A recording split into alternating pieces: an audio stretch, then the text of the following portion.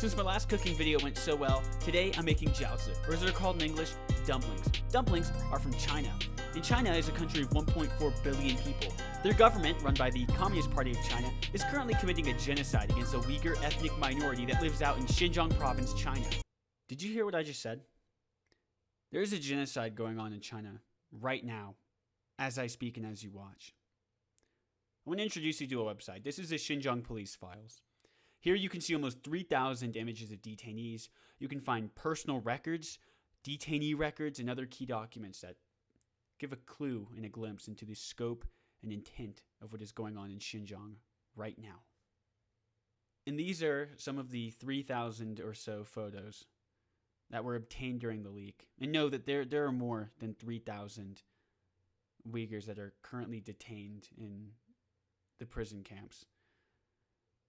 Here you can see their faces, and I encourage you to, because these people are as real as you and I, and all they did was have the misfortune of being born as Uyghur in China. That's it. That's the only difference. Some of these photos are heartbreaking. You can see people on the verge of tears. Go look at them. You can find their names, their age, why they're in prison. And sometimes you can see them crying. Let's talk about the genocide. And in my opinion, it has two main phases. In order to talk about the first phase of the genocide, we have to talk about fertility rate in China. And as you can see, the fertility rate in China has been on a relatively steady decline ever since, we'll just say the 1970s, mid-1960s, mid-1970s. In fact, now it's even under the fertility rate of the United States. Now let's talk about the birth rate within China. Zoom our camera lens in a little bit. And as you can see, the birth rate in Xinjiang historically had been higher than the national average. This changed as the birth rate in Xinjiang plummeted around 2017. In fact, now the birth rate in Xinjiang, going from being well above the national average, is now lower than the national average in the span of something around 5 years from 2017 to now. What's missing in that last graph is why the birth rate in Xinjiang plummeted over essentially a 2-ish, 3-ish year span. The answer to that lies in this graph. This graph shows sterilizations per 100,000 people in China and in Xinjiang.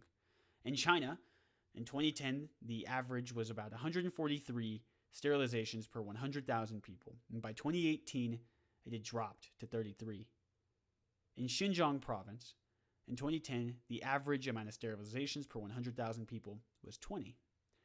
And in 2018, it was 243. There was a dramatic spike from somewhere around 40 sterilizations per 100,000 people in Xinjiang in 2016 to 243 in 2018. And it's not like everyone in Xinjiang just decided one day, hey, let's all get sterilized. That's cool. Let's break with years and years and years of not getting sterilized. This is forced sterilization. That word might sound a little scientific or harsh, but let's dive into that. What does that mean? What that means is there is a attempt being made in China to make it to where there is no next generation of Uyghurs. And that is why I'm okay with calling this a genocide, because it absolutely is.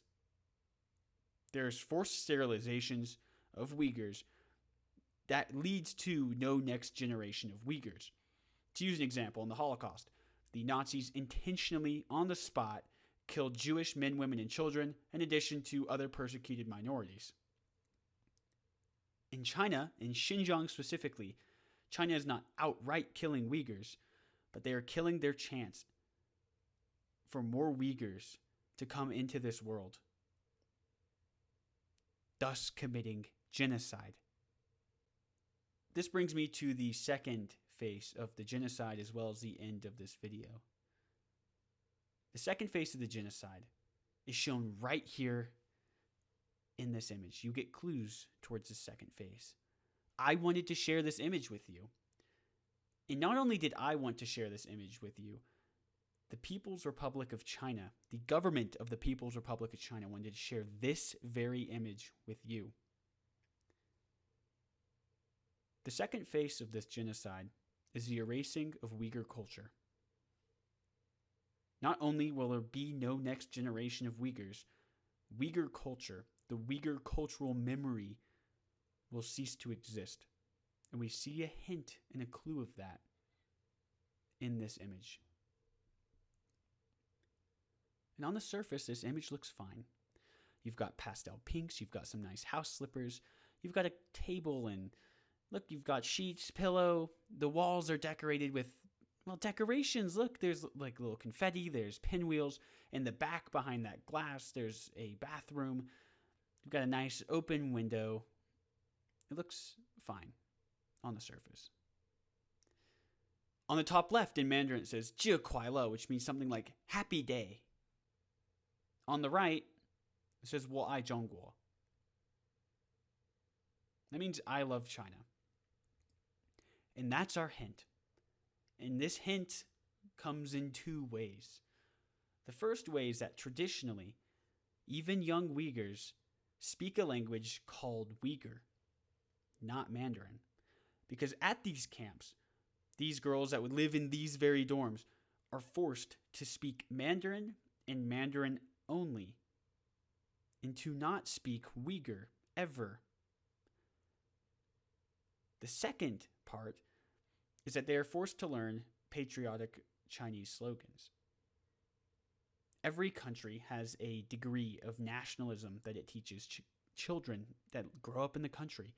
I grew up learning the Pledge of Allegiance, the Star Spangled Banner, and the Pledge of Allegiance to the Texas flag. But when you forcibly take people into camps and you force them to say patriotic slogans, and instead, not even in their own language, mind you, but in a language that is new to them, that's erasing culture. And that's erasing free thought. At least in the United States, even though you grow up learning nationalistic slogans, plenty of people disagree with the government. Look at the people kneeling during the national anthem, for example, or people in school not saying the Pledge of Allegiance. Here in these camps, you have to say the slogans. You have to speak Mandarin. And you have to lose your Uyghur identity. So between forced sterilizations and the erasing of Uyghur culture, a genocide is happening right now as we speak in China. And really nobody's doing anything to stop it. Until next time, take care. Bye-bye.